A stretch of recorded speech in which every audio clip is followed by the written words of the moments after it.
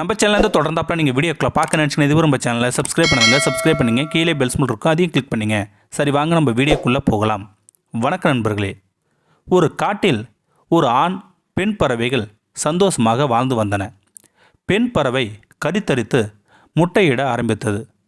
இரு பறவைகளும் தாய் தந்தையாக ஆகப்போவதை நினைத்து மிகவும் ஆனந்தமாக இருந்தது. ஒரு நாள் இரையை தேடுவதற்காக இரு பறவைகளும் கூட்டை விட்டு வெளியே சென்றது.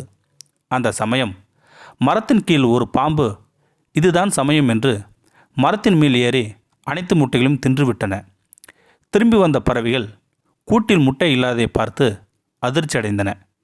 பெண் பறவை கண்ணீர் விட்டு அழுது புலம்பியது.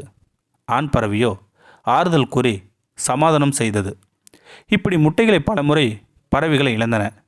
கடைசியாக அந்த பறவைகள் முட்டைகளை எடுத்து செல்வதும் மரத்தின் கீழ் உள்ள பாம்புதான் என்று கண்டுபிடித்தது. ஆனால் பாம்பை எதிர்த்து விரட்டும் அளவுக்கு நமக்கு சக்தி இல்லையே என்று பெண் பறவை அழுது புலம்பியது.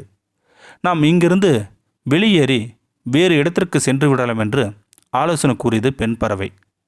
அதற்கு ஆண் பறவை, நாம் புதிதாக செல்லும் இடத்தில் வேறு ஏதாவது துன்பம் நேரிட்டால் அங்கிருந்து வெளியேறுவாயா என்று கேள்வி எழுப்பியது ஆண் பறவை.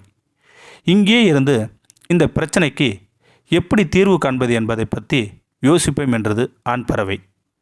பிறகு ஆண் பறவை தன் நண்பனான நரியாரிடம் சென்று, நண்பா, நரியாரே, என் மனைவி இடும் முட்டைகளை எல்லாம் ஒரு பாம்பு தனக்கு இணையாக்கி கொள்கிறது. நாங்கள் என்ன செய்வதென்றே தெரியவில்லை. இதற்கு ஒரு உபாயம் கூறுங்கள் என்று சொன்னது அந்த ஆண் பறவை. நரி கொஞ்ச நேரம் யோசித்துவிட்டு ஒரு யோசனை கூறியது. பறவையே, நீ அரசனின் மாளிகைக்கு சென்று அங்கு மகாராணி அணிந்திருக்கும் விலையுறந்த இரத்தின மாலை அல்லது வைர வைடூரிய மாலையை கவர்ந்து கொண்டு இந்த பாம்பின் பொந்திற்குள் போட்டுவிடு என்றது அந்த நரியார். அதேபோல் பறவை மகாராணியின் இரத்தின மாலையை கவர்ந்து பறந்தது.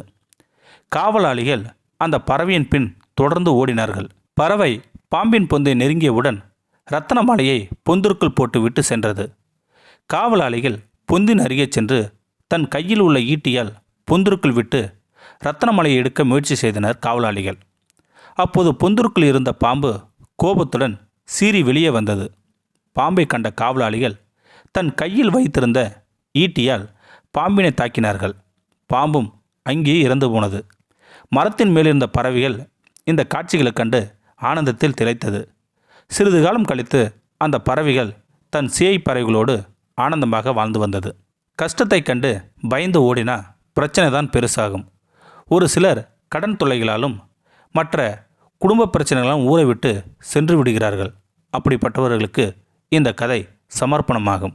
இந்த வீடியோ பற்றி கருத்தை கீழே இருக்கிற கமெண்ட் செக்ஷன் சொல்லுங்கள். அப்படியே நம்மளுடைய சேனலை சப்ஸ்கிரைப் பண்ணுங்க. கீழே இருக்கிற பெல் சிம்பலை கிளிக் பண்ணுங்கள். தேங்க்யூ ஃபார் வாட்சிங்.